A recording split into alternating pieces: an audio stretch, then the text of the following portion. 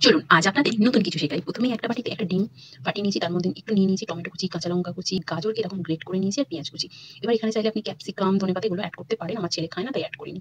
তো ওই ডিমের মধ্যে আমি দিয়ে দিচ্ছি টমেটো, কাঁচা লঙ্কা। ও ঝাল খায়, আর কাঁচা লঙ্কাটা খুব একটা বেশি ঝাল ছিল না, তাই আমি এখানে একটা কাঁচা লঙ্কা ইউজ করেছি। পেঁয়াজ কুচি আর গ্রেট করা গাজর সমস্তটাই এই ডিমের মধ্যে দিয়ে একটু ভালো করে মিক্স করে নেবো। আর এর মধ্যে দিয়ে দেবো সামান্য একটু লবণ, পরিমাণ মতো। অবশ্যই চাইলে আপনারা ম্যাগি মশলাও ব্যবহার করতে পারেন। আর দিয়ে দিচ্ছি একটু গোলমরিচের গুঁড়ো, এটা ফ্লেভারটা খুব সুন্দর আসে।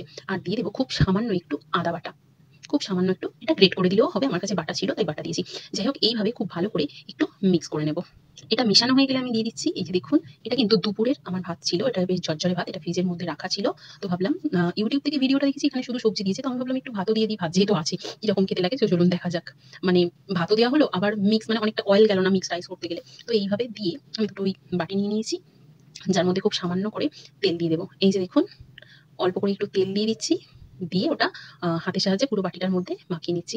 আমার পরিমাণটা এত সুন্দর হয়েছিল, এই দুটো বাটিতেই ঠিকঠাক এসে গিয়েছিল। এবার আপনারা পরিমাণ বাড়াতে চাইলে ডিমও একটু বাড়িয়ে দেবেন, মানে দুটো ডিম দিয়ে করতে চাইলে তখন পরিমাণটা একটু বাড়িয়ে নেবেন, না হলে খুব একটা খেতে ভালো লাগবে না।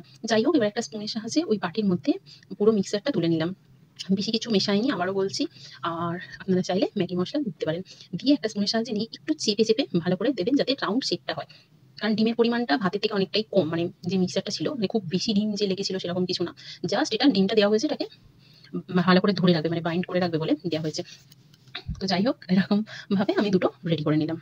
এটা রেডি করার আগে ওদিকে আমি একটা প্রেসার কুকারের মধ্যে, যেহেতু খুব তাড়াতাড়ি হয়ে যাবে, প্রেসার কুকারের মধ্যে একটু জল বসিয়েছিলাম। আপনারা চাইলে হাঁড়ি, কড়াই, যারও মধ্যে বসাতে পারেন। আর এখন ঝাঁঝরি নিয়ে নিয়েছিলাম, মানে ফুটোওয়ালা পাত্র। এটা পুরী থেকে কেনা, এরকম সবার বাড়িতেই কম বেশি আছে। তো এটা দিয়ে তার উপর বাটি দুটো বসিয়ে ঢাকা দিয়ে দিয়েছিলাম। এই যে দেখুন, মোটামুটি আমার 6 থেকে 7 মিনিট পরে আমার এটা রেডি হয়ে গিয়েছিল। এই যে দেখুন, একদম পুরো ক্লিন, আর খেতে ভীষণ টেস্টি হয়েছিল। এইভাবে বাচ্চাদের টিফিনে মাঝে মাঝে দিতে পারেন।